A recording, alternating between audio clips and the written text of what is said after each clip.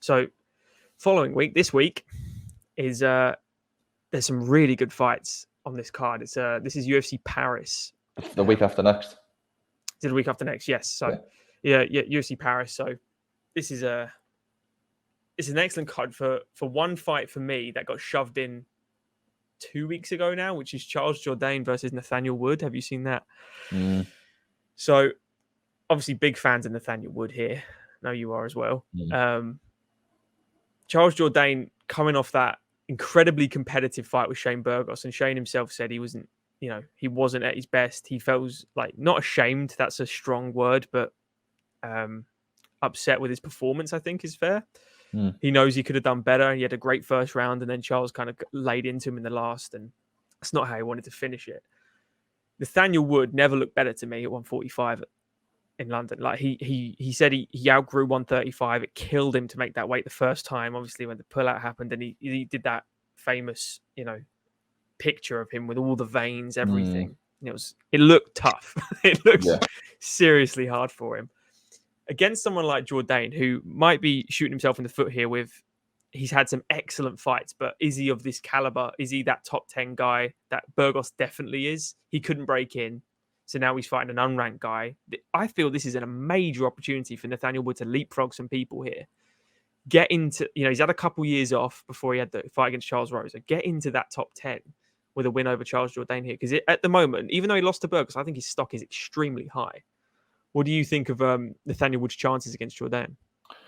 Well, I think one thing that's on Nathaniel's side is I feel like because of all the news about Burgos moving to the PFL, and because I think that the fight against Jourdain Burgos is relatively recent, only about 6-7 weeks ago.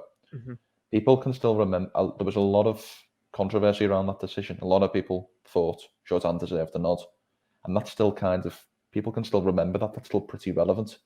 So Charles Jourdain is almost an unofficial top 15er in a lot of people's minds. He beat the top 15. He should be in the top 15. So with that being said, it's an even bigger scalp for Nathaniel Wood up for grabs. Now, when Nathaniel made the move up to 145, my biggest worry for him was the size disadvantage, because he was never a particularly massive 135er. He was lean and he was mass and he was jacked, but he wasn't tall and rangy in the way a Rob Font or a Corey Sandhagen might be. And my worry was, could you imagine someone like Shane Burgos in there with Nathaniel Wood? I mean, Shane Burgos would tower over Nathaniel Wood. Yeah. But Nathaniel talked about how, well, if he beats me on size, he beats me on size, but I should be able to outskill him. So I should be able to outskill these featherweights. Now, outskilling Charles Jourdain is going to be a difficult task. Like, Charles Jourdain is very, very technical. He's very smart. Obviously, there's going to be an advantage given Nathaniel is on a 1 hour flight. Jourdain's going to be on multiple hours, 5, 6, 7, something like that. But it feels a bit like a pick 'em. But if it weren't for the circumstance, I would probably lean towards Jourdain. But given the circumstance, given where it is, given the momentum each of them are riding, I think it's more closer. It's going to be closer. It's going to be a 29-28 either way, maybe even a split decision for me. Yeah, and that's a good point as well. Momentum's massive here. Jourdain did take damage against Burgos. Definitely took damage. Got a chip on his shoulder about the decision, I'm sure.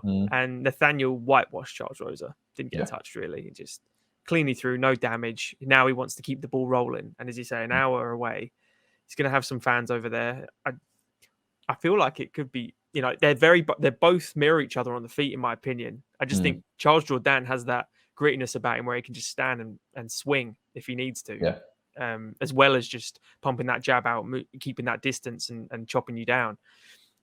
It's really interesting, but no, I'm glad it's a pick 'em for you, because I was hoping that just like, no, Charles Jourdain. Yeah. it's a head and heart moment for me where I know how dangerous Jourdain is, and but I've watched Nathaniel Wood since he was like 3-0, live, so you got a lot invested in these guys at this point. Yeah, no, of course. Especially when you do what we do, you build up I don't know if you've ever spoke to Nathaniel, but the way I've spoken to him a few times, you do build up a relationship with them, and obviously to different extents, but literally anyone I speak to, I want to win because you've given me your time. You've been generous with your time. Why wouldn't I,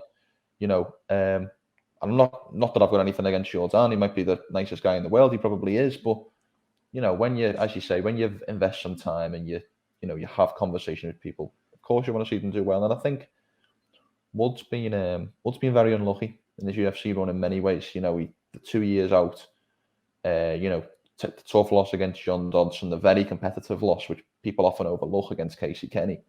So I had him winning that fight as well. I thought it was pretty close, to be honest. I can remember thinking it was a very close fight. So he's one of those. He's difficult not to like, is what I'll say about Nathaniel Wood. You know, you can't think of many people who wouldn't dislike him if you've ever interacted with him.